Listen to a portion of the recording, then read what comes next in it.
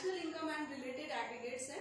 इसमें आपको सबसे पहला कंसेप्ट जो पढ़ना है that is macroeconomics and second is the some basic concepts in macroeconomics which we will discuss later on. तो firstly macroeconomics. Before going into the discussion about macroeconomics, firstly we'll look around the introduction. John Maynard Keynes, an eminent economist, has played a very important role in the development of the economics. He is also called the father of modern macroeconomics. So macroeconomics, as we see today, it is developed by John Maynard Keynes. He wrote a book which named as the General Theory of Employment, Interest and Money, which was published in 1936. So macroeconomics basically क्या है? Class 11th में आपने micro economics के बारे में पढ़ा। तो micro economics को जब हमने देखा तो वहां पर हम इकोनॉमी के इंडिविजुअल यूनिट्स को स्टडी करते थे, छोटे छोटे इंडिविजुअल यूनिट्स को स्टडी करते थे। लेकिन मैक्रो इकोनॉमिक्स माइक्रो इकोनॉमिक्स का जस्ट अपोजिट है। As its name suggest macro which means large. So macroeconomics is the term which is derived from the Greek term macros. Macros means large. Secondly in macroeconomics this term a itself suggests the aggregates. Means in microeconomics I stand for individual, likewise in macroeconomics A stands for aggregates.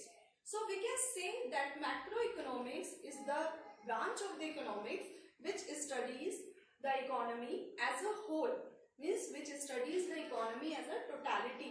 We don't study the individual concepts in the macroeconomics. Whatever we talk about in macroeconomics, that is for the whole nation, that is for the whole country. So example, like when we take the example of demand and supply. So demand, if we are discussing, if we are taking the simple demand and supply, that is the concept of microeconomics. But when we talk about the aggregate demand and aggregate supply, means we are dealing it with at the country level, at the nation level. So aggregate demand and aggregate supply will be the concept of the macroeconomics. Next, macroeconomics is also called the income and employment theory.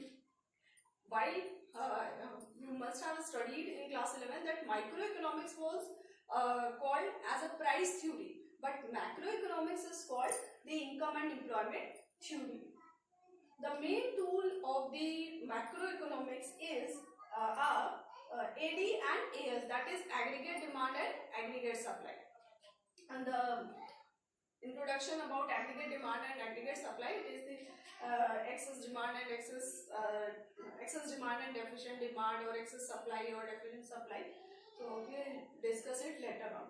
Next, it aims to determine the income, employment and price level in the economy.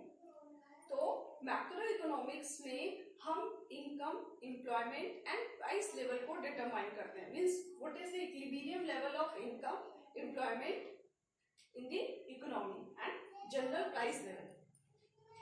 Macro economics studies के example क्या हो सकते हैं? If we talk about the market supply, if we talk about the individual saving, individual investment, individual income, it is the concept of microeconomics. But when we talk about the total output, means total supply of the country, total flow of the goods and services in the economy, it will be considered as the concept of macroeconomics.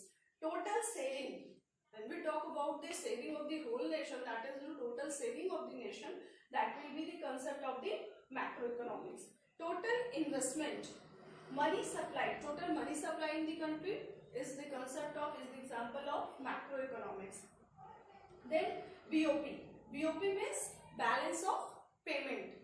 Balance of payment, it is the chapter of the macroeconomics also, last chapter, we will discuss it later on. And next is foreign exchange rate, means how the foreign exchange rate is determined, what is the different types of the market system under foreign exchange. This will be discussed later on. Concepts in macroeconomics.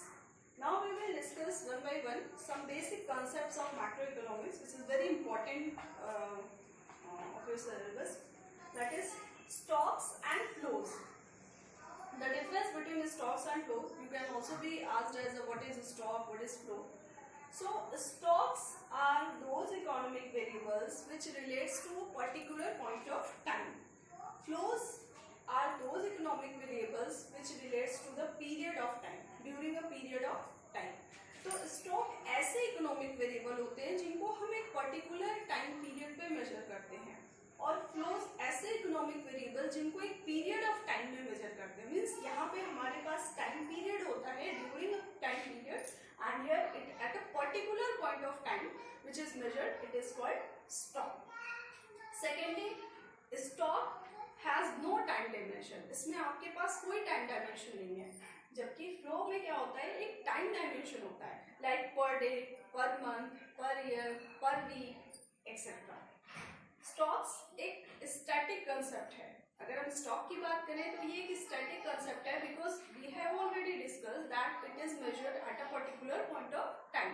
तो एक particular point of time में जो country का मान लो wealth हुआ, capital हुआ, उसका एक पर्टिकुलर अमाउंट, वो स्टॉक स्टैटिक होगा. जबकि फ्लो जो है वो एक डायनेमिक कंसेप्ट है, एक पीरियड ऑफ टाइम ले रहे हैं इसमें, तो उस पीरियड ऑफ टाइम में वो कंसेप्ट चेंज भी हो सकता है. इसलिए फ्लो का जो कंसेप्ट होता है, it is a dynamic concept. Next, for example, stock की एग्जाम्पल्स जो है वो है wealth, bank deposit, capital. Capital क्योंकि चेंज इन स्टॉक होते रहते तो हमारा कैपिटल स्टॉक भी चेंज हो सकता है, machinery, money supply etcetera. So next, income. Flows की एग्जांपल है income, consumption, investment, interest on capital. तो income, consumption, income can be change, consumption for a month, for a period of time, it can be changed. Interest on capital is the stock concept, because it is the stock concept, inventory is the stock concept, but interest on capital may be vary. Capital formation. Capital formation means addition to the existing stock of the capital. So capital formation is the concept of flow. Thank you. Classification of goods जो आपके syllabus का part है, that is there are the two way of classification of goods. First one is the consumption goods and capital goods, and second one is final good and intermediate good. Firstly, we will discuss about the consumption good and capital good. So consumption good can also be called as the consumer good, and capital goods can also be called as a final investment goods. So consumption goods, which we can also call as a consumer good, it is the goods which is used by the ultimate consumer. ऐसे goods जो final consumer उसको use करता है और अपने want को satisfy करता है, that goods are considered as the consumer goods. Capital goods ऐसे final investment goods जिसको कि producer अपने production process में use करता है. Secondly, कंज्यूमर गुड्स या कंजम्पशन गुड्स जो है ह्यूमन वांट्स को डायरेक्टली सेटिस्फाई करते हैं, लेकिन कैपिटल गुड्स जो है ह्यूमन वांट्स को इनडायरेक्टली सेटिस्फाई करते हैं. For example, we can take the consumption goods like TV, television, furniture, milk. तो these are the consumer goods. We use it and we directly satisfy our want. And for example, capital goods, plant and machinery. So this is the tool. With the help of this tool, with the help of this goods, producer makes the product, and by using that product we satisfy our wants. So in this way, capital goods indirectly satisfy human wants. It is not giving direct satisfaction to the consumer. Indirectly it is giving satisfaction to the consumer. The things which is made by these capital goods, that satisfy directly to the human being. So we can say that consumer goods directly satisfy human wants, but capital goods indirectly satisfy human wants.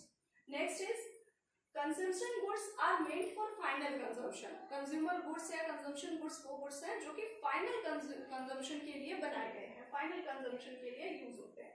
They are meant for fixed, they are meant for final investment.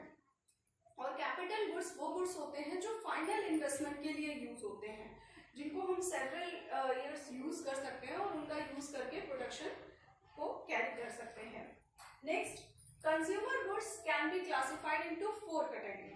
Consumer goods को 4 category में divide किया गया है, that is durable consumer goods, semi durable goods, non durable goods और services.